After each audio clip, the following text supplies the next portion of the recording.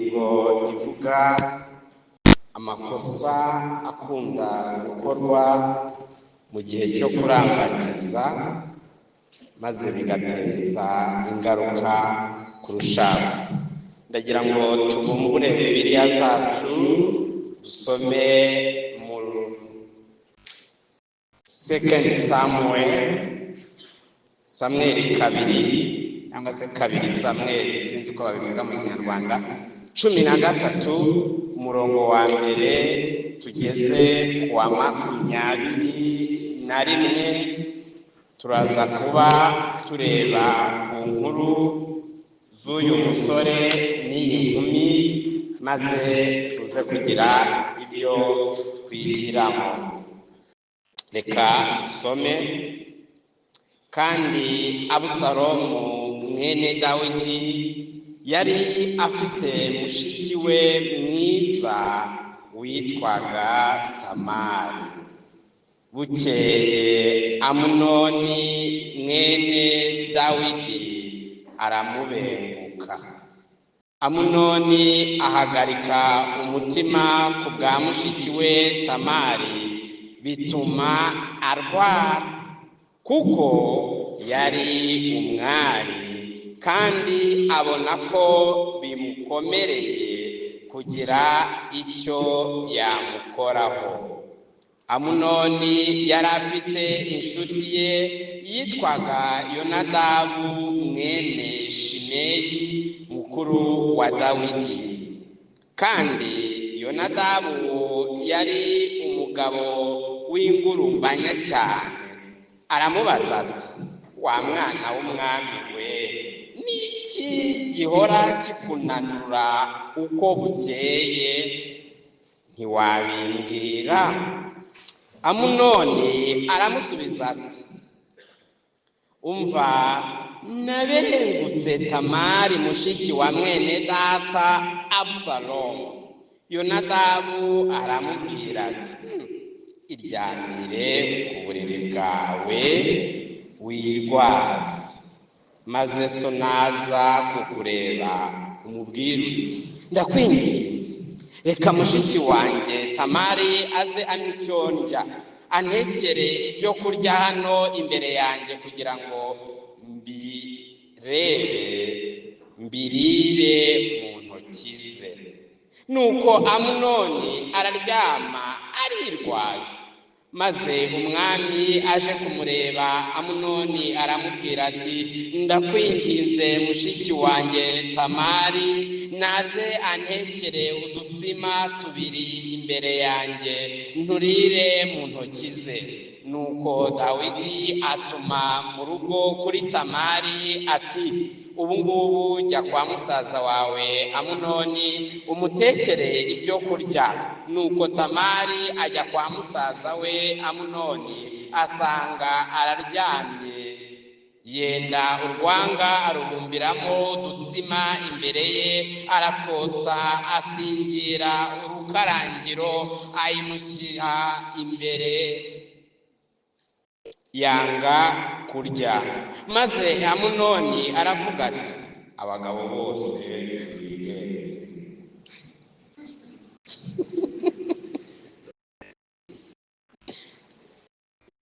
Umugabo wese ariheze. Nuko Amunoni abwira Tamari ati, nsanira ibyo kurya ku murere ndire mu ntoki zawe. Nuko Tamari yenda utwo dutsima ahishije adushyira musaza we Amunoni ku murere. Ahimuhereje ngo arye, aramufata aramubwira ati, bino turyamane mwene data. Nawe aramusubiza ati, ya mwene data, winkoze isoni, kuko bene ibyo bidakwiriye gukorwa muri Isirayeli. We gukora iby'ubupfu nk'ibi, mbese nkanjye izo soni nazicana he? Kandi nawe waba ubaye igicucu muri Isirayeli. None ndakwinginze ubivugane n'umwami, kuko atazakunyima. ariko yanga kumwumvira, maze kuko yamurushije amaboko aramuhata aryamana nawe, maze hanyuma Amunoni amwanga urunuka rutagira akagero. Urwango yamwanze rwarushe ubwinshi urukundo yari amukunze. Amunoni aramubwira ati, haguruka ugende. Nawe aramusubiza ati, reka kuko iki cyaha ukora unyirukana gikomeye kuruta icyo wankoreye. Ariko yanga kumwumva, maze ahamagara umunyagikari we aramubwira ati, sohora uyu mukobwa amvire mu nzu, maze umukingirane hanze.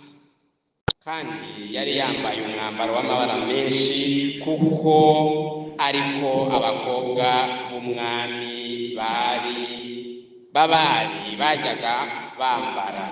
Nuko umugaragu we aramusohora aramukingirana, maze Tamari yiyorera ivu mu mutwe, ashishimura umwambaro we w'amabara menshi yari yambaye, yikorera ukuboko agenda arira umugenda aboroga.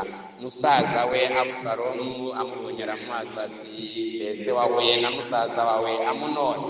Nuko ihorere mwene mama, ni musaza wawe, we gushengurwa umutima n'ibyo. Nuko Tamari aguma kwa musaza we Abusalomu nk'umwage.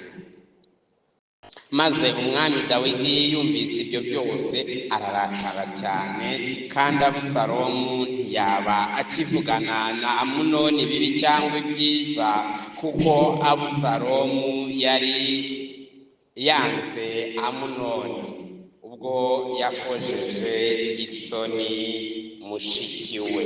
Ndagira ngo duce bugufi mu mitima yacu dusabe umwami. Mana, turagushimiye ko waduhaye ubuntu bwiza kugira ngo twige ibyanditswe byera. Muvandimwe yakomeje atubwira ko ibyo kurambagizanya k'umusore n'inkumi atari ibintu byo kujyamo abantu bahubutse, ahubwo ari byo kwitonderwa bagakurikiza ijambo ryawe. Aho mwami turakwinginze muri ibi byanditswe tugiye kurebamo, ngo twereke amakosa akorwa muri kino cyiciro, ndetse aba basore n'inkumi bari imbere yawe abenshi barafatwa n'ibi byaha. Turinginze ukomeze kubereka ibyiringiro byo mu butumwa bwiza. Si ibyo gusa mwami, ukomeze gutanga ubujyanama n'umurongo ngenderwaho hano, kugira ngo abantu bawe barusheho kugendera mu mucyo w'ukuri kwawe. Mwami, urakoze ko wireherezaho imitima yose ku bw'izina ryawe ryera. Amen. Amen. Bavandimwe, amakosa akorwa mu gihe cy'irambagiza n'irambagizwa. Basore bararambagiza, inkumi zikarambagizwa. Turi mu gihe cy'umwijima cyangwa ubuhonebere dusohoyemo. Hariho umuco mubi usigaye wibanda cyane ku marangamutima cyangwa ibikirigitamubiri, byirukamubiri, sinzi uko nabivuga, emotions. Aho kwibanda cyane mu kwemezwa guturutse mu gutekereza neza icyo Bibiliya ivuga kurushaho. Turi mu gihe cy'umuco unyaruka wibanda ku kudatinza ibintu, aho umusore ikintu kimufata cyamara kumufata ngo akagwamo, yamara kugwamo ngo ubwo nyine ngo ni ikintu ngo cyamufashe, uwo ni we. Nta kugira amakenga, nta kwibanda ku kwezwa nk'uko tumaze kubyumva, nta kwibanda ku nzira z'ubuntu zose Imana yashyizeho. Reka ni umuco wibanda cyane ku nzira zose zakugeza ku kintu wiyumvamo ushaka uko ugishaka igihe ugishakira n'uburyo ugishaka nta kintu kiguhagarara imbere. Abenshi bakunda kuvuga ngo baguye mu rukundo, njya numva bintangaza nyine ngo bibatunguye, ngo nahuye n'umukobwa, indirimbo tujya turirimba mu muco ngo Suzana ngo muhuye nawe ngo mpita ngenda ubwo ubwenge bwanjye buragenda ngo kuva twahura ngo sinyirige. Abantu barayayutse, ubwenge bwarayayutse. Ubupagani bwinjiye no mu matorero ya Gikristo, aho abantu batakibasha gutandukanya guteretana kuganisha ku mubano no gukururana biganisha mu mikino y'ubusambanyi mbere yo kubana kw'abashyingiranywe, cyangwa icyo twita recreational dating versus biblical courtship. Muranyihangana mbere ko tujya muri bino byanditswe, nahoze ndeba kare imibare igaragaza uko gutandukana kw'abashakanye bihagaze muri kino gihe mu gihugu cyacu. Nsanga ku gihe.com banditse ko ngo imiryango 2674 yatse gatanya muri 2024-2025. Nicyo ngicyo banditse, ariko nagiye kure jyewe ndibaza, ubwenge bwanjye bunjyana kure, ndavuga nti uku kuri niko babonye mu mibare. Ariko nibajije imiryango itandukana itarajya mu nkiko, umutima wanjye urambwira ngo kuwa 5, wenda mwebwe mukuru ijana. Ndongera nibaza indi miryango myinshi ubitakirarana mu cyumba kimwe, buri wese agira iki, umutima urambwira ngo kuba nka 7, ubwo ndumva mwe mwakuba izindi nshuro mushaka. Ndongera ndibaza ngo ese imiryango icana inyuma umutima wo kunjyana kure, njyewe n'igitekerezo cyanjye cyangwa ngo kubasenkana, ubwo mwe mukuba ibyo mushaka. Hanyuma ndongera ndavuga ngo ese ingo zifitanye amakimbirane yo menshi, umutima w'injyana kure ngo kuba 200, namwe mukube uko mushaka. Iyo niyo shusho y'ingo. Uyu mwanda rero utembera muri sosiyete n'abera b'Imana babamo, nabo bikabasesera gahoro gahoro. Ubu tugeze mu gihe ubona ingo z'abakristo n'abatari bo nta tandukaniro rinini. Ibi biterwa n'iki? Byose bihera mu mizi y'ukurambagiza.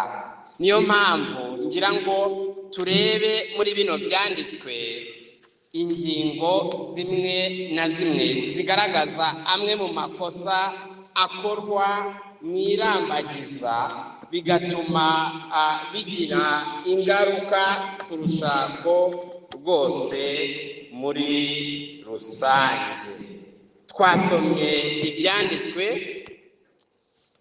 bisa n'ibyababereye birebire, harimo benshi batabiga ibitabo bya Samweli. Abakijijwe muramwiga gusa, yubaje bene data ibitabo bari kwiga baravuga ngo bari mu Befeso. Ati igice nzi ni 2:8. Umwami abahe no kujya mu bindi bitabo. Nayahe rero makosa bavandimwe? Ndagira ngo twitegereze ku nkuru y'uno musore witwa Amunoni ndetse n'ino nkumi yitwa Tamari. Kuva ku murongo wa mbere kugeza ku wa 2 twabonye ibyabaye. Amunoni yabengutse umukobwa witwa Tamari, ngibyo bituma bisahagarika umutima maze ngo aranarwara. Abajya basoma indirimbo z'ikinyarwanda hari aho bajya baririmba indirimbo ngo urukundo ngo ni indwara ngo itavuye ngo yakwica. Ariko tubona ko abo yica ari abafite urukundo rutari rwo. Wenda nawe waje uzi ko utegereje kuzafatwa n'iyi. Harimo n'abantu batajya bashaka, ategereje ngo nta kintu kiramufata, ngo iyo ndwara ntiramufata. Abo ni Abamunoni, Abamunonizi. mukurikiza inyigisho za Amunoni. Rero ndagira ngo mwitegereze uyu musore mugenzi wanyu na mugenzi wacu, ariko yanteye ubwoba ngira ngo ntiyizeraga.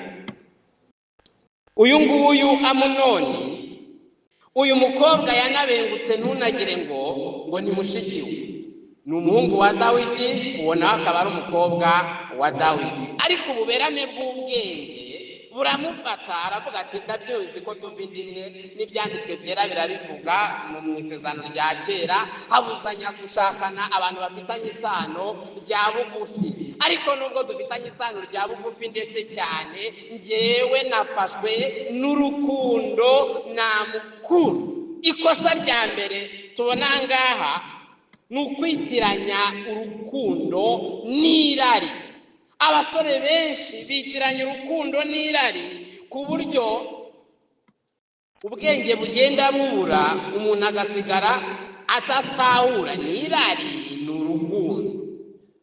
Nyine nawe reba mushiki wawe muri Kristo, uhura nawe uhera icyo gihe ubwenge bukagenda, ngo ntiwongere kubasha kwiga ibyanditswe byera, ngo rwose ukumva wajya hari nk'uko isazi bova mu rurabo ngo ikuremo ubuki, ndavuga uruyuki nako.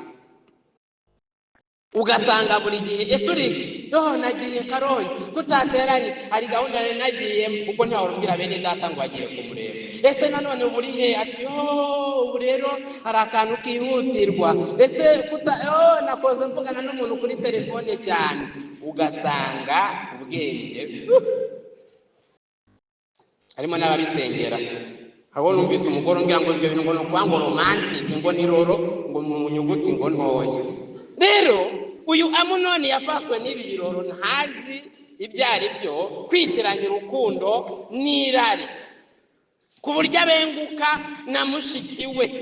Hari abenshi bise mvuga ati ariko nawe yari akabije hose ntahageza. Muvandimwe yatubwiye ko abizera n'abatizera badafitanye isano ku buryo bashakana, ariko ukambwira mujya mubitubwira, wereza ngo ntabwo aramenya kubivuga neza ngo ariko ngo namwepfuye ku bavandimwe ngo barimo baragenda ngo bamufasha ngo gahoro gahoro, ngo ndabona ngo bigenda bicamo, ngo gahoro nimutwemeze.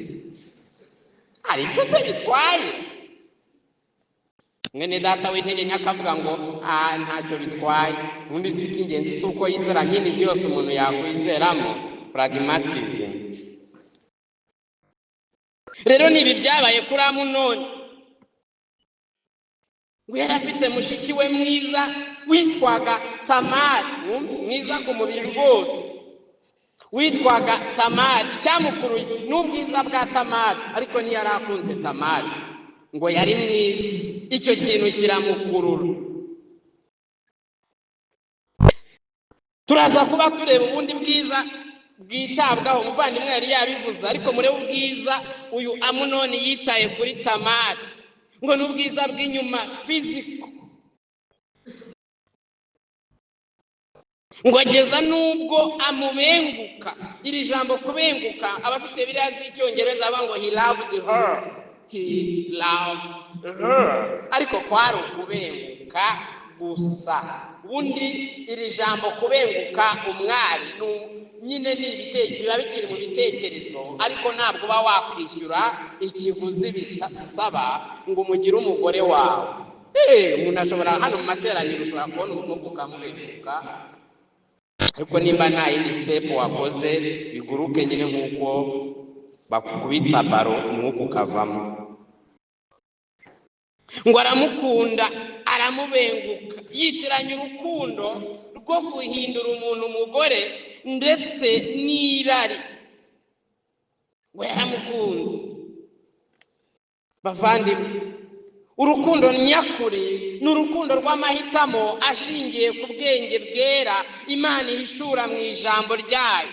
Ariko irari rirahubuka rigatwaza umuntu igitugu kandi rigamije kumujyana kure y'Imana. Urukundo rw'ukuri n'Imana itangwa n'Imana kandi rwigana kamere y'Imana. Ntabwo ari impumyi cyangwa ibintu bigutwara muri horo ngo nawe utabisobanukiwe. Bakundwa, abana b'Imana buzura Mwuka Wera, bari sober, bayoborwa hakoreshejwe mini z'inzira z'ubuntu Imana yashyizeho.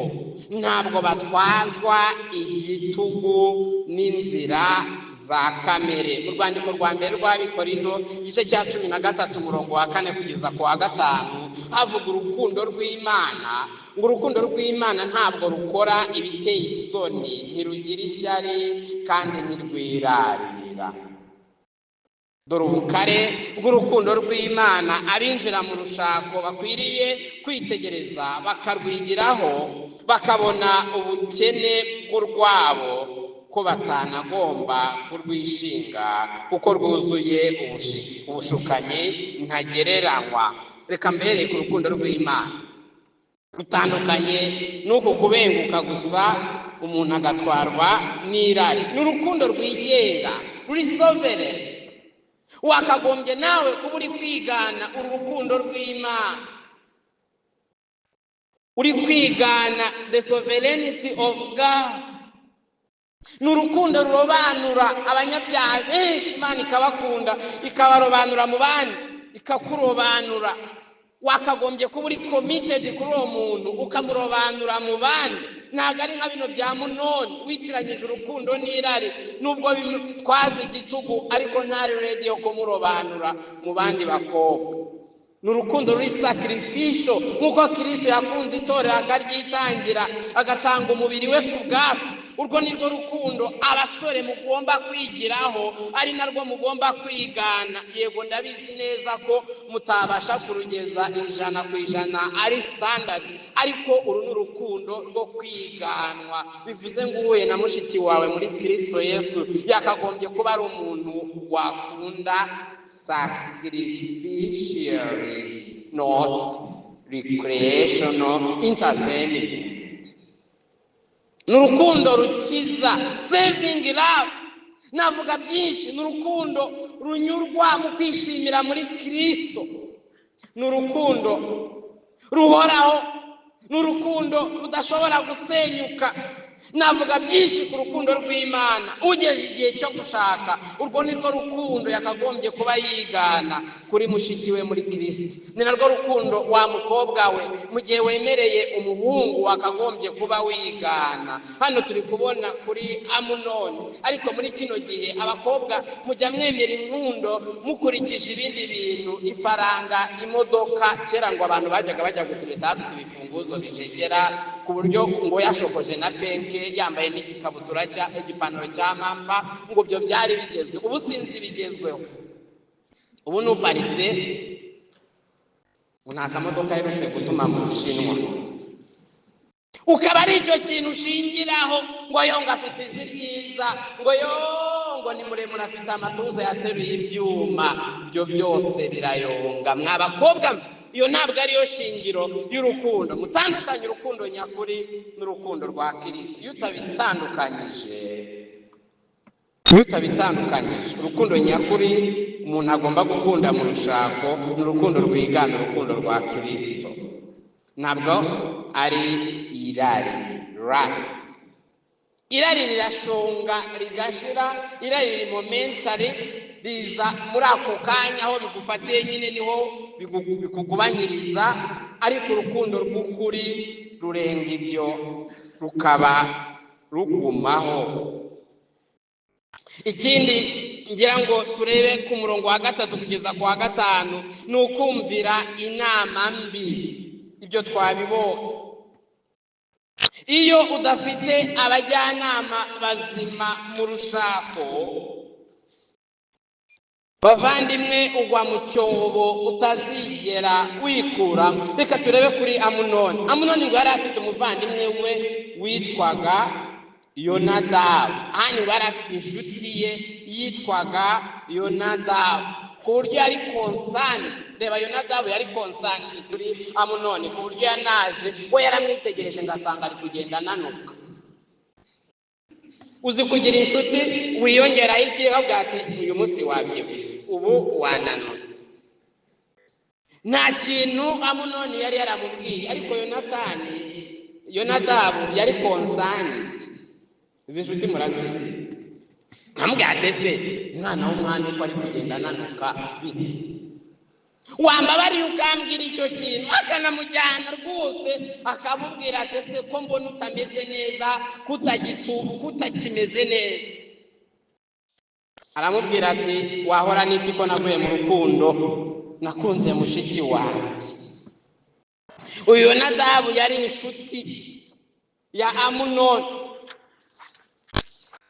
Bavandimwe, yamugiriye inama mbi imuganisha ku cyaha aho kumufasha gukora ibikwiriye. Yonadabu ngo yari ingurumbanya cyane. Muri Bible zavuze ngo he was a very crafty man. Ngo yari umugabo ngo w'amanyanga, w'amacabiranya. Abenshi mufite inshuti ziri very crafty even no muri marriage. Kakubwira ati ariko se umuntu utazagera icyo uryaho ukomeza uvugana nawe ushaka iki, uri nk'uri uzamukura he? Umuntu ahora yambaye ipantaro imwe, shaka abantu bari cool, ntabwo ari presentable. Kera twebwe turambagiza, hari umusore twabanaga yagiraga umukobwa amuzanye, abahungu twabanaga baramusereza bamubwira ukuntu ngo atari mwiza. Amara iminsi birarwaye, umunsi wa gatatu amwandikira message ngo nabivuyemo, kubera yuko abantu bamubwiye ko iki atari mwiza. Benshi mu basore muri indyarya n'abakobwa muba mushaka gusa kubanza kumwereka ngo mwumve icyo bamuvuga. Bavuga bati igikara arananitse, nta bituza afite, nta faranga. Umukobwa asase umuntu agahita bivamo, kubera yuko ufite inshuti z'ingurumbanya, crafty men. Uyu nguyu Yonadabu niko yari ameze. Ibaze kubwira inshuti yawe ko ukunda ngo cyangwa wabengutse mushiki wawe ku mubiri ariko ntigucyahe. Ukabwira inshuti yawe ko wakunze umukobwa udakunda ibyanditswe ariko ntagucyahe. Uti mukobwa na wisi ariko ntagucyahe. Umusore udahamye ariko ntagucyahe, bwati ntacyo niba afite ifaranga uzajya nyine by'Imana uzajya wigishwa n'abapasitori, hanyuma ntugera mu rugo winjoyinge mu ifaranga. Ntacyo. Nuko nguko inshuti yari imeze. Wamubwira uti njye ntegereje ubwoko ubu n'ubu, cyangwa ufite aya mafaranga, inshuti y'ingurumbanya ntigucyahe ngo ikande ayo mashyira yatongoye mu gisebe cya indwelling sin, ahubwo akaguhira akakubwira ngo nibyo koko reka ushatse utari iwanyu w'Umurenge n'urugero, cyangwa i Burundi cyangwa n'ahandi. Yego ngo bariya abantu ntabwo buba uwo uzarushobora. Muri Zaburi ya mbere umurongo wa mbere avuga ngo hahirwa udakurikiza imigambi y'ababi, ntahagarare mu nzira y'abanyabyaha, kugira abajyanama babi bakuza ubunyabyaha bwawe, aho kukugira inama zikweza bishobora gutuma ugwa mu mwobo. Hari abantu benshi bashakira mu bigare batabanje ngo bigire inama neza. Bavandimwe, iyo muri guhamya amasezerano turababwira ngo umuntu ugiye kwinjira muri ibi agomba kuba atabiturumbukiye, yigiriye inama, ngo atameze nk'inyamaswa zitagira ubwenge. Abenshi mugendera ku nama zo kuri social media, inama z'abasore n'inkumi batazi iby'urushako cyangwa badafite inararibonye. Abenshi bumva shangazi n'ibindi. Inama zishingiye ku mico yiyungikanya muri wowe, zigushimashima ngo ukurikize ibyo wiyumvamo naho byaba bihabana n'ubushake bw'Imana. Nibwire ko nta bumva inama z'abahanuzi. Bemwe wenda uri umushyikirizi ahubwira ngo uyu mugabo ni uwawe, uyu musore ni uwawe, mu byumba. Wenda hari abashyitsi baje bagendera ku byumba, ibaze pasi yo mu cyumba. Ayo yose ni amakosa y'inzozi, ibyiyumviro, ngo namurose. Umusore umwe yashatse umukobwa ngo kuko ngo yari amaze kumurota inshuro eshatu, ngo izo nzozi ntacyo zisobanura we. Undi nawe bakundana aravuga ngo amaze ngo kurota ngo inshuro enye, abo bari reformed, ngo se uko ndose inshuro enye uyu muntu ankubite, uyu mugabo ankubite, ngo ubone ibyo feelings, sensations, external revelations n'ibindi bihabana n'ijambo ry'Imana. Izo ntabwo ari ingingo zifatika zo gushingiraho ushaka. Reka nge kurindi kosa rya gatatu, gukoresha uburiganya n'uburyarya mu rukundo. Mwitegereze ku murongo wa 3 kugeza ku wa 5. Ngo Yonadabu aramubwira ati iryamire ku buriri bwawe wirwaze, maze so naza kukureba umubwire ko ushaka ko mushiki wawe amutekera. Hari abantu binjira mu rushako mu buryo bw'amanyanga n'uburyarya. Reba amayeri nawe Amunoni yakoreye, kwirwaza, kubeshya se, kubwira abagabo bose kwiheza agasigara mu mwijima, gutinyuka kujyana umukobwa kurira uburiri bwe. Bavandimwe, kurambagiza kose gutangiriye ku kinyoma, ukabeshya inshuti, abavandimwe, ababyeyi, uko kurambagiza kose kuzararangirira mu gusenyuka, kugira ingaruka mbi. Kurambagiza ko mwibanga, ab'iki gihe ngo ufite umuntu muvugana ngo ntabwo nshaka kubivuga. Ese uriya mukobwa ko mwamugenda ndetse n'umugorope, n'umusisi, nguriya ngo n'umuntu ngo wanjye ngo nganiriza byose. Ngaho nawe nyumvira uwo mubano w'umusore n'inkumi, uganiriza byose. Ubundi mwabagabo wowe ngo uyu mukobwa bazi ko nabyutse naryamye, ngo ari ugasanga nta muhungu w'ishufi ugira, ugendana abakobwa namwe ngo ni umuhungu mbwira byose. Iyo mbabaye ngo ndamubwira ngo nkamurira ku rutugu. Uzi ko ayo marira kuko uririra mu gituza cy'umuhungu, ubwo nyine ni urumva ari ukurya polo.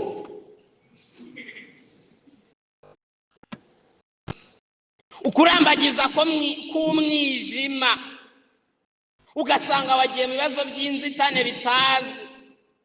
Abantu benshi bakunda kuvuga ngo turatinya ngo kubivuga ngo bitarakomera, ngo abantu ngo bataturogera ubukwe. Namwe mwige ibyanditswe. Ngo cyangwa abanzi bakatwicira ubukwe. Wenda aba bantu kumva baravuze ngo turashaka kuba tubicecetseho, umuhungu akagusaba ngo tube tubicecetse, ngo ntihagire ngo n'abaherida ngo ntibabimenye. Umuhungu akakwihererana ngo n'abaherida ntibamenye ibyo murimo. Umukobwa akakubwira ngo nibyo kuko ndakwemereye, ngo ariko mwene data ngo ntugire abandi bantu bibwira, ngo niyo condition ngushyizeho. Uwo ni umutego. Iki nicyo cyabaye kuri Amunoni, yirukana abantu bose. Bazana urarwaye ariko ukamenya gutanga amabwiriza. Abagabo bose n'ibimeze. Nuko nyine umuntu atangira agakura abajyanama bose bazima mu buzima bwe. Ngo je muve ngarakara, ngo ntujye kumubwira bitarutungana. Mujye muza bitaratungana, ibintu bigende bijya ku murongo. Ugatangira uhamagara umukobwa n'urugero, ukamara umwaka wose ngo muvugana. Ngo tuba twigana ibyanditswe, ngo ni ibyanditswe, wari igitabo turi gusomana. Kandi hari umuntu w'umwizera muzi ukeneye niyo discipleship, ariko ntujye umureba.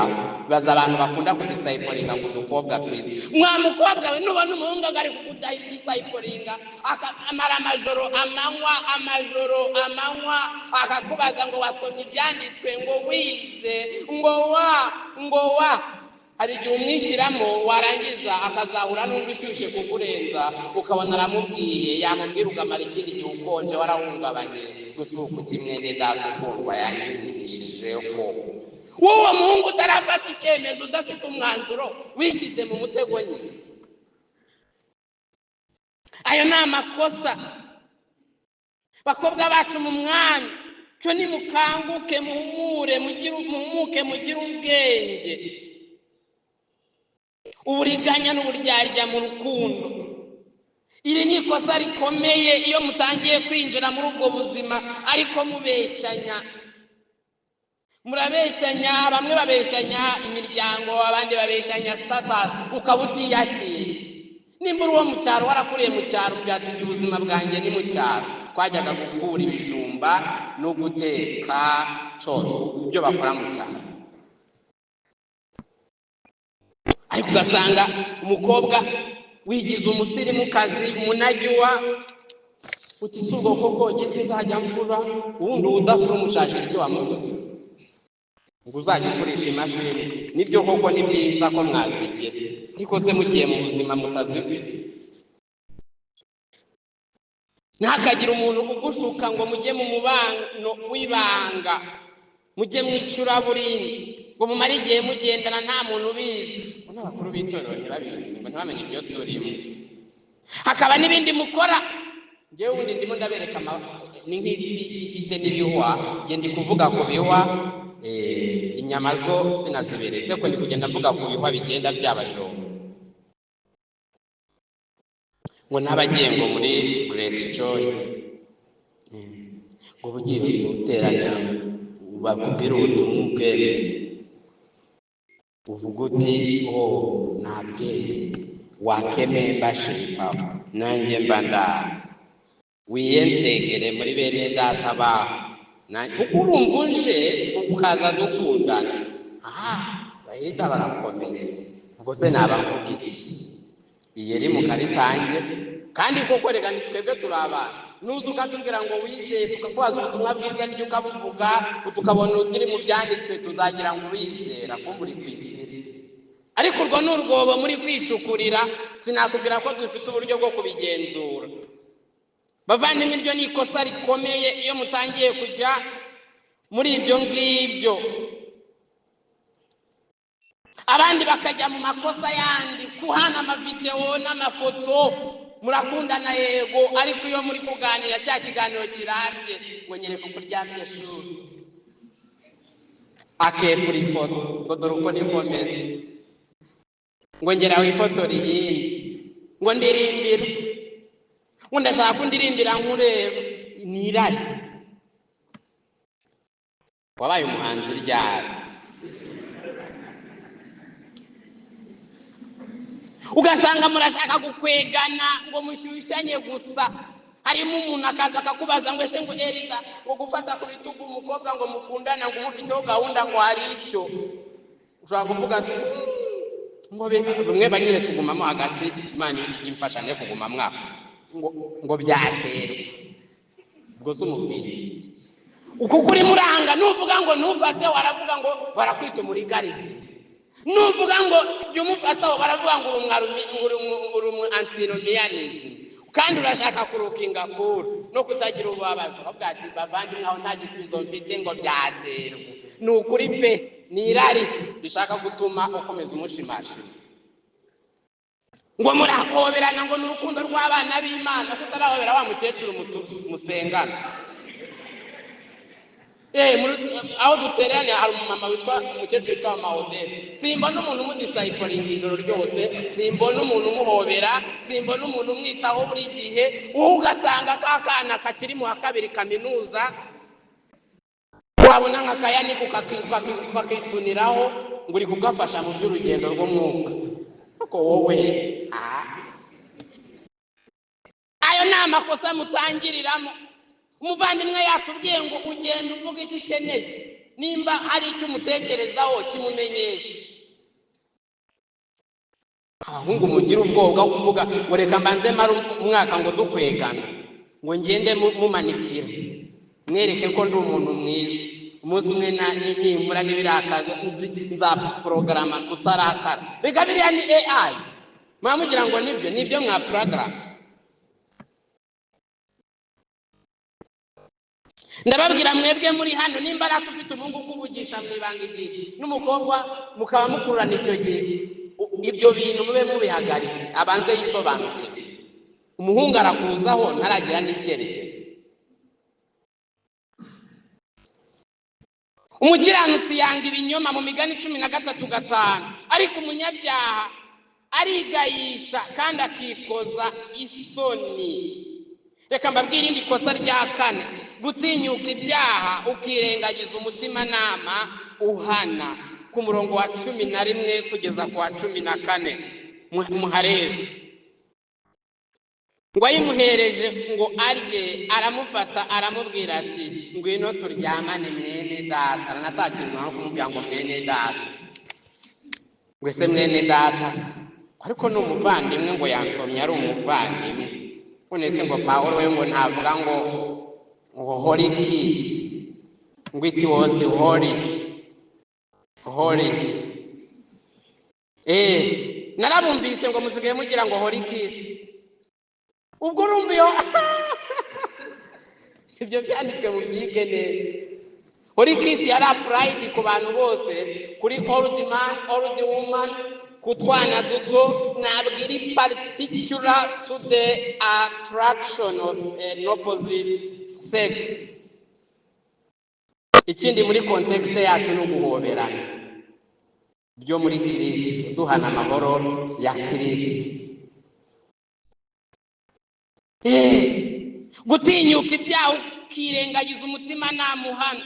Ibaza Amunoni yanga kumva amagambo ya Tamari, amufata ku ngufu. Tamari yagerageje guhamya gato ngo hoya mwene data, ngo wabukoze ibintu ngo bidakwiriye, gusa nukomeza kubinkururiramo nanjye ndaza, ariko hoya nibibi. Abakobwa muhamya gutyo, mujye muca umurongo.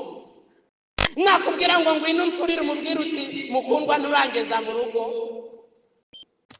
ujya kuvura uwo musore utagira inshuti z'abandi basore. Nimba arwaye kuki atahamagaye mbewe ngo agere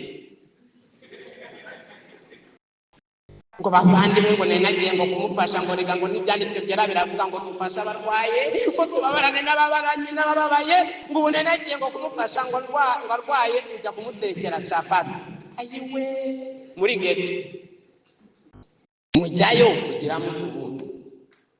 Dore nibi byabaye kuri Tamari, agendera muri kuno kubura ubwenge, ati ni musaza wanjye. Yari yatangiye ahamya pe. Ikindi yari abizi neza ko ari amahano, ari ubupfu budakwiriye muri Isirayeli, kandi bari bazi neza ko umugeni atangwa na se w'umukobwa.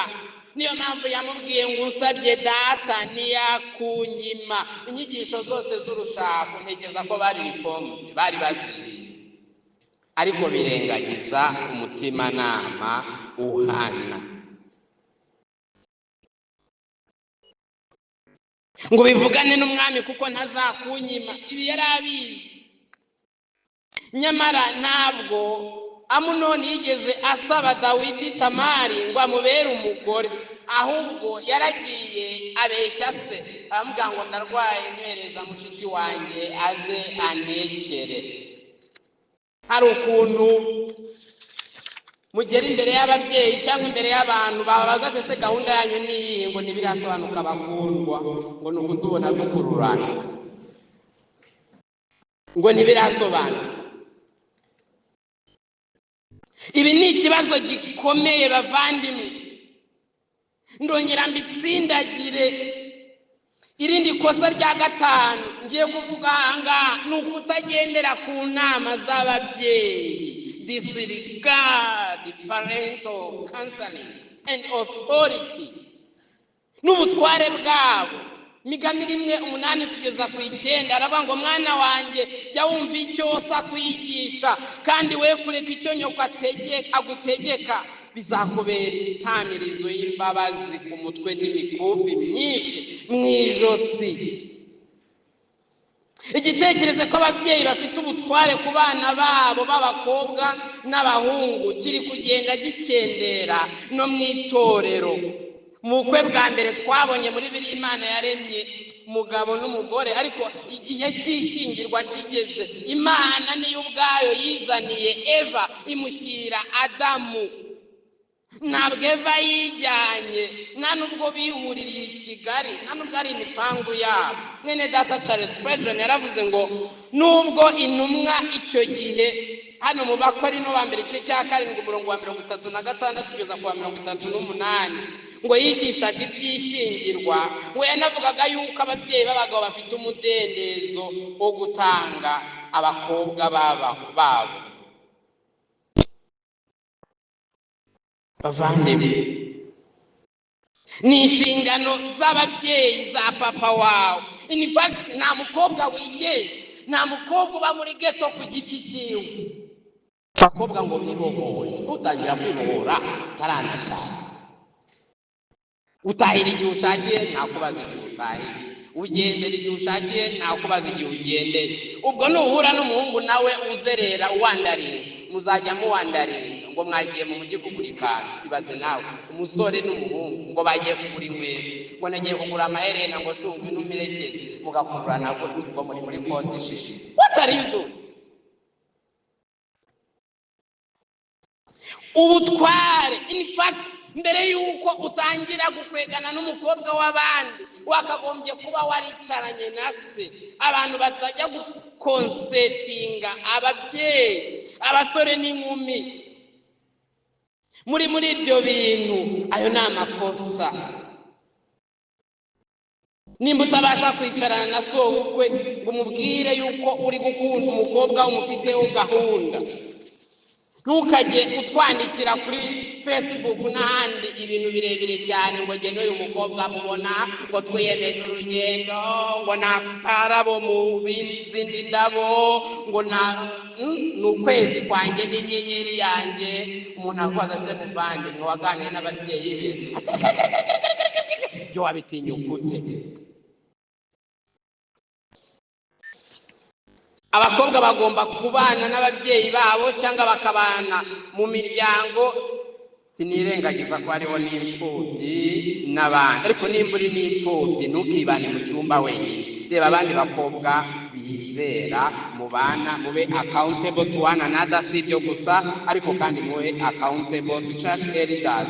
Nibishoboka niba mufite ababyeyi cyangwa se abandi babareberera, mube accountable kuri bo. Ariko there is no such thing as a free agent women, girls.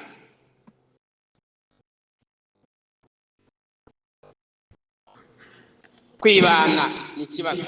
Irindi kosa rikorwa ni ukwirengagiza ingaruka z'ibyemezo bibi. Nimureke umurongo wa 15. Amunoni ngo yanze Tamari cyane ngo kurusha uko yamukundaga mbere. Ubundi yaramukundaga buriya, ngo yaramwanze cyane. Amunoni ntiyatekereje ku ngaruka z'ibyo yari agiye gukora, kandi byatumye atera Tamari ibikomere by'umubiri ndetse n'umutima. Ngo yamwanze urunuka rutagira akagero, kubera ko n'ubundi impamvu zamujyanyeyo mbere zitari zitunganye imbere y'Imana. Yaryamanye na mushiki we amuhase bitavuye mu bushake bw'umudendezo w'umutima nama we, aramwirukana amusohora iwe nabi. Ndagira ngo nibwirire abakobwa, ntihakagire umuhungu ugushuka ngo muryamane. Abahungu benshi muri genero iyo mumaze kuryamana ahita avuga ati ubuse n'ijyenyine, ubu yaba ari jyenyine. Muri kumbwira ngo wivuge ibyo turi informed, ntabwo turyamana. Ndabizi mufite ibyaha namwe, indwelling sin iri muri mwe. Nimupretendinga yuko mutagwa muri ibyo ni ikosa. Ahubwo ndabibabwira bitarabaho bakobwa, nashaka ari Bible study kujyanyemo, nashaka kubwira ati ndapfa none narara nkubonye, nashaka kubwira ati ndi burembene. Ntukemere ko umuhungu utarakugira umugore agukoraho, bitangira gukorakora, bitangira kumenyera. Bibaza umuhungu gutinyuka ngo mukundwa ngo mbabare ngo nagusomye ngo nabiteguye, utari soba mujyana muki. Kwirengagiza ukuri nkana ugashaka kukorosaho ibyo urarikiye, umenye ko imbere yawe uzahasanga ibyago nta kabuza. Icyaha kivamo urupfu, niko Yakobo yavuze muri 1:15. Ibirari rirakura rigakura rikazarengerwa ribyaha icyaha kikavamo urupfu. Irindi kosa rya 7 ni ukudaha icyubahiro Imana n'amategeko yayo. Nubwo kuko bari babizi yuko umuntu adashaka mushiki we, bari babizi ko umuntu ahabwa uburenganzira na se w'umukobwa kugira ngo amugire umugore, bari babizi ko n'umusore mu gihe ugira geto utagomba kwibana wenyine ngo uzanemo abakobwa, umukobwa umwe mube muri kumwe mwenyine muri mwibanga. Amunoni yirukana abandi bagabo bagenzi bati mwe mwihezo. Ibi bari babizi, ariko barabyirengagije kubera kutubaha Imana. Irindi kosa ni ugushyira imbere umubiri kuruta iby'umwuka. Ngo yari mwiza, ngo afite ikibengukiro, ariko ntabwo Amunoni yari amufiteho gahunda yo kumugira umugore. Ibyanditswe byera bikunda gutanga impanuro. Imigani 31:30, ubutoni burashukana kandi uburanga bwiza ni ubusa, ariko umugore wubaha Uwiteka niwe uzashima. Timoteyo wa mbere 2:9 kugeza kuri 15 aravuga ngo ubwiza bwa mbere ni ukwambara imyambaro ikwiriye, ni ukugira isoni birinda, ni ukwirimbisha imirimo y'ingeso nziza, ni ukwigana ituze, ni ukuganduka, ni ugukunda abana, gukura mu kwizera, kugira urukundo, kwera no kwirinda. Ndibwira ko Amunoni ibi ntabwo ari byo yabonaga muri Tamari. Wenda yabonaga afite ikibuno cyiza, amaso meza, ariko ibi ntiyabimubonagamo. Umuhungu utakubonamo ubu bwiza, numubaza icyo yagukundiye akakubwira ngo mwene data ngo ufite amaso ngo abengerana, ngo intoki zawe zirarambuye, ngo mbega amabuno, mbega amabere, ngo nicyo nagukundi. None se nukora impanuka bikavaho, azasigara n'iki? Irindi kosa ni uguturumbukira mu rushako kubera gutinya. Wenda abenshi muravuga ngo abo tungana bose ngo ndi muri stress, depression, ngo abantu tungana bose ngo bamaze gushaka, ngo barashyingiwe, ngo abakobwa bose baragiye. Arimo n'uwambwiye ngo abo tungana bose ko bagiriye, ubu nsigaranye nde? Akaba ari mu gaturoma. Ibyo bigatuma uvuga uti reka ndebe uraverere. Nimubwire uraverere wese, mwe munyepfurire mwebwe gusa. Iryo ni ikosa rikomeye, kuko ntabwo dushaka kubera ko imyaka yatugendanye. Imyaka yo gushaka ni ingahe? Muri Bibiliya tubona ko ngo n'abantu ba 60 ngo ni inkumi nziza. Iyo yapfakaye ngo atarageza 60, ufite nk'itanu 7 ngo ni umukandida wo gushaka. Rero ndabahumuriza, ntimugire ubwoba bubahamura ngo kubera imyaka, ngo imyaka yabagendanye, ahubwo mwinjire mu rushako mudaturungutse. Abandi nabo bakabona umugeni, abandi bakaguca intege ngo uracyafite 23 ngo bagugire 30. Reka ngo umusore w'ikwere afite 23 afite gahunda, yabonye umugore cyangwa umugabo, niki cyatuma adashaka? Imyaka myinshi cyangwa mike ntabwo ari byo bidetermina gushaka. Ntimuzagendere kuri pressure y'imyaka. Irindi kosa ni ukutagira discernment no gusenga. Ibi ndabibwira abantu batarabona abafiyanse. Ntugasenga ufite list ngo ndasaba ABC, ngo nibyangume na C, ngo C, ngo mwami ngo nibyangongera unkatishime Gloriosa na Godiosa na Gabudiosa, ugasanga ufite amazina. Nese ko wamaze kubabona urasengera. Dusenga tureba mu byanditswe byera umugore Imana ivuga uwo ari we. Uwo ni usaba Imana. Akenshi ubusarana mubona isura, ariko kuko wamusabye Imana uzajya uvuga ngo uyu mwana niwe nasabye Imana kuko umubonye. Ariko ntabwo dusengera ibyo dufite. Nimba hari ubona, nimba ubona uyu mukobwa ukabona akwiriye, nimba nyine waramaze kubona ko wakagombye kuba warasenze. Ndanabwira abantu batarashaka rwose, mukuze umuco wo gusenga, musabe Umwami abayobore, mugire discernment itarimo ubugoryi. Mwene data G.I.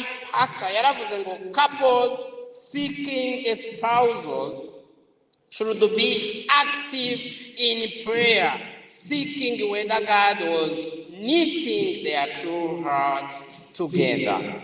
Mwakagombye gufata igihe cyo gusenga. Turi mu gihe abantu bagendera kuri AI couples. Ibaze kweli AI couples. Prayer. mwiringira umwami kubayobora mu gusenga. Irindi kosa ni ukwirengagiza icyo nakwita red flags and character flaws.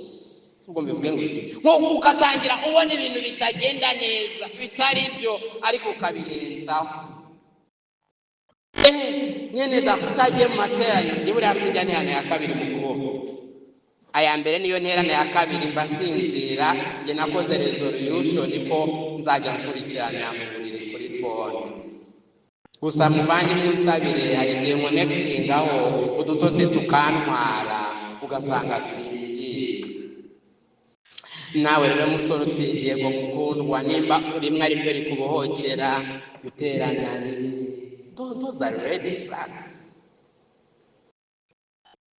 Ngo mukundwa agiye ngo sinzi guteka ngo bimenye, ni ukuzashaka umukozi umukobwa utazi guteka. Umuhungu ati jewe rero nshaka buri muntu w'umujama nzajya nzana 50%, nawe akazana 50%. Akarakara akamena ati iyo ndakayimena telefone, wamamagaye ndakubura nkubuze, iyo ndakaye n'ibintu bimba mukungu usenge bitamena telefone, azakumena nawe muri kumwe. Ugatangira ubyirengagiza nta makenga ugira. Niyo mpamvu haba igihe cyitwa courtship. Courtship ni iki? Ni igihe koko ibyo mwiyemeje muri kureba yuko ari byo. Iyo umubonyeho ikintu uramucyana akagucyaha ukareba ko acyahika. Kugira ntabwo umuntu umbwira ibyaha byanjye ngo nuzajya umbonaho ibyaha ngo ujye ushaka uburyo bundi, ngo ariko jye ntabwo umuntu ubimbwira bivuga ngo gusa igihe wabimbwiriye sindi kubyumva ngo ukomeze ariko kubisubiramo cyane ngo jyewe sinkunda umuntu winjira mu bintu cyane, ugatangirira aho ngaho.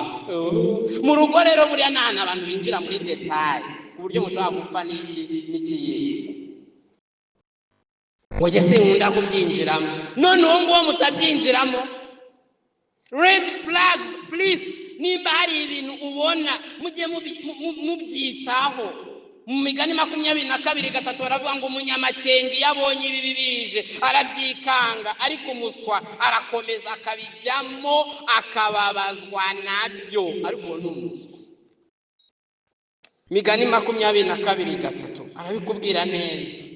A prudence in recognizing potential dangers. Iyindi era ya 11 mfite 15 uko muranyihangana kugeza kuri ya 11, kudashyiraho imipaka.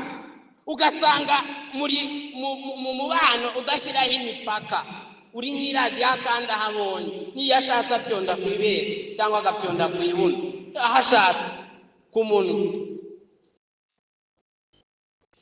Bizarangira nyuma yo gukora ubukwe bwanyu muhagaze imbere y'iteraniro ry'abera ngo bene data bera muri Kristo Yesu. Satani yaraduteye atwinjiramo. Ubwo ni mama ufite umutima wihana. Imama udafite umutima wihana nitubabwira mu byange, ubwo igikurikiyeho no kugira gute icyo kibi gikorwe muri bene data. Aho ni ushaka kurangiriza.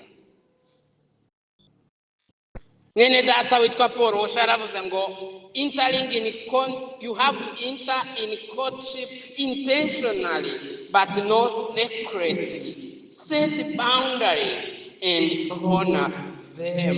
Ngo nagomba kubyinjiramo nk'udafite ubwenge, ugomba gushyiraho imbago.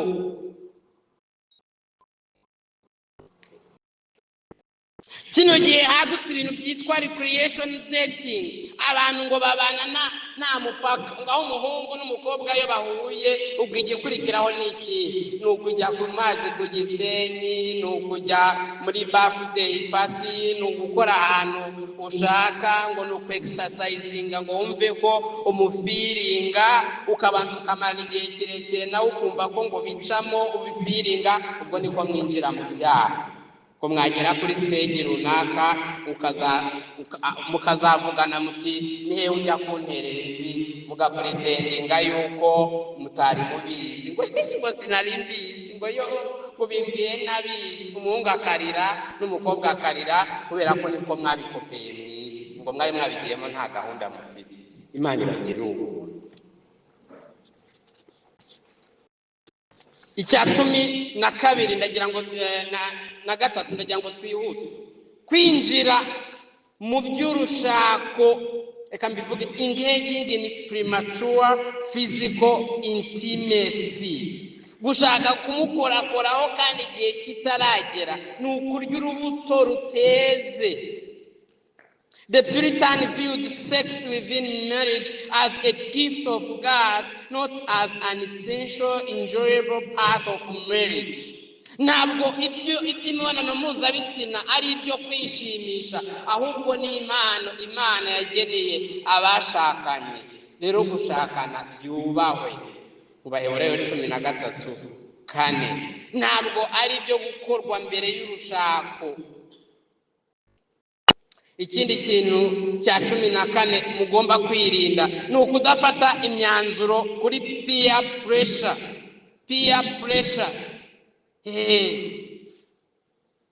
Ngo yabitabye ngo kandi ni ntamwemerera ngo abandi bashobora kumundahata, nubwo ntarabitekereza ngo reka mbe mbyemeye, bizagenda biza gake. Umuhungu akumva ngo uriya mukobwa rero ngo hari undi muhungu nawe uri kujyayo, ugahita uza nk'impungunkubutsi ngo atamugutanga. Imana ntabwo mwizera muri sovereignty y'Imana. Utaranagira gushya, utaraniyemeza, ugasanga ugiyemo kuri peer pressure, cyangwa ugakundirwa n'abandi bavandimwe, ahubwo ngo uriya mukobwa ngo uriya mukobwa ngo ngombe gukuntu aganduka, ngombe gukuntu ari umwami, ngombe gukuntu ngo nyaruka umubwire. Atese ko je bitaranzamo umuvandimwe, uwo yagenda bizakuzamo bitakujemo kandi waramaze kugenda. Niho muhita mutangira mukavuga ngo torero ry'Imana rero mubona turasaba imbabazi nakinishije umwene data muri Kristo nawe arajya, ariko tuzaba twakira mu maretero tugeza ryari. Please don't follow the peer pressure. Icyanyuma nenda gusoza, kwirengagiza the covenant nature of marriage.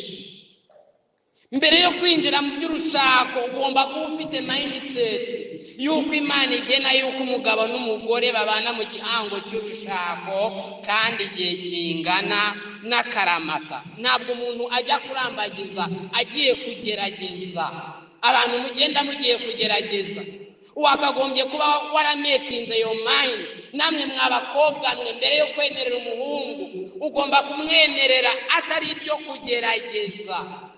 Nk'uko umugabo n'umugore iyo bafitanye ibibazo badatandukana, ni byiza yuko mu gihe mufite ibibazo mugira effort, mwese mukaba mufite umutima uri positive wo gushaka igisubizo cyo kwiyunga, mukaba ariko gutekereza ariyo disposition y'umutima, yuko ubwo wemeye wabitekerejeho nawe akayabitekerejeho, nimuhura n'ingorane muziyunga, nimuhura n'ingorane muzitabaza abavandimwe bakuru babafashe. Muri kino gihe tugeze ahantu ujya kumva ngo ngo runaka na runaka ngo yamwandikiye message saa 6 z'ijoro ngo finish.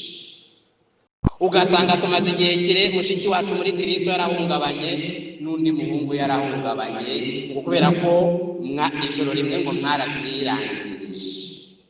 Iyo mitekerereze ni ya gipagana, usanga umuntu ajya gushaka yaramaze gutandukana n'abakobwa 20. Abenshi muri mwe arabatandukanye na 18, 9. Iyo ni red flag kwereka yuko you are not mature.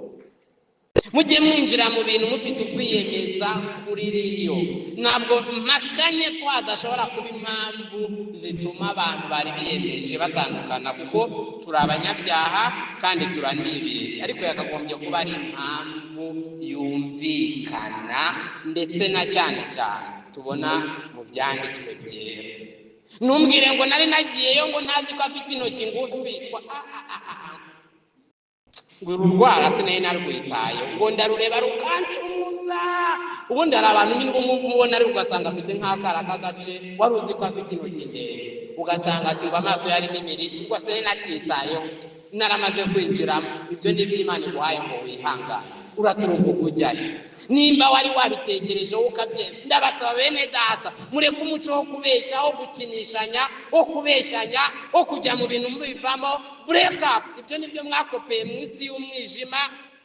aho usanga abantu ba dating ngo babijyamo bakabivamo, ukaba waratandukanye n'abakobwa 20. Application zanyu, mushakishe ubujyanama bw'Imana bavandimwe. Iyindi mushakishe rwose bavandimwe guha agaciro iby'urushako. Ushake umuntu wubaha Imana, atari uburanga gusa, ahubwo wite ku buyobozi bw'Imana. Ntukajyane ubucuti n'abantu batakugira inama z'ubwenge bw'Imana. Irinde imibanire yihishe itajyanye no gushaka ibihesha Imana icyubahiro. Banza gusenga no gushaka ubuyobozi bw'abakuze mu mwuka. Nimba ufite ababyeyi bizera ni byiza, nimba kandi batanizera hari inama zo muri Common Grace. ndagira ngo iki ntibibutse, urushako ntabwo ari salvific grace, urushako ni Common Grace. N'abapagani bajya bagira urushako rwiza kuko ruri muri Common Grace. Ashobora kutakugira inama zihuza wenda n'ibyanditswe, ariko izo muri experience yazikugira. Ntushobora kugorowinga ngo usige papa wawe cyangwa mama wawe. Njye nsanze umuntu avugana n'umukobwa wanjye amanywa nijoro atarambugishije, ni ikimenyetso cy'uko nzabwira umukobwa wanjye over my dead body. Ntabwo azagutwara. Icyubahiro cy'umugore cyangwa umugabo wawe gitangirira mu kurambagizanya. Bavandimwe, ibi bintu mubyiteho. Reka nsenge. Mwami, turagushimiye kubw'ubuntu bwawe, tugushimiye ibi tumaze kwiga. Rega Mwami, ni bikeya, nta nubwo byajomborora ibyaha byacu byose, ariko ndinginze ngo muri abasore n'inkumi ukize Mwami ubuyobe, ukize amakosa, uvure imyumvire ipfuye kukurambagiza. By'umwihariko Mwami, turakwereka abarambagizanyije mu buryo budakwiriye. Niba hari abo waha kwihana, Mwami ndabasabiye ngo bahe kwihana. Nimba hari abagomba kugira ibyo basubiza ku murongo, reka Mwami ubahe kubikosora hakiri kare. Kandi Mwami, tukweretse n'abahungabanye muri kino cyiciro cyo kurambagizanya, ngo Mwami tukiri muri no conference ubahe kureba kuri Kristo, ubahe Mwami gukira mu mutima, ubahe Mwami kubona umucyo ukwiriye. Nimba Mwami ari abasabana imbabazi, ubahe kuzihana.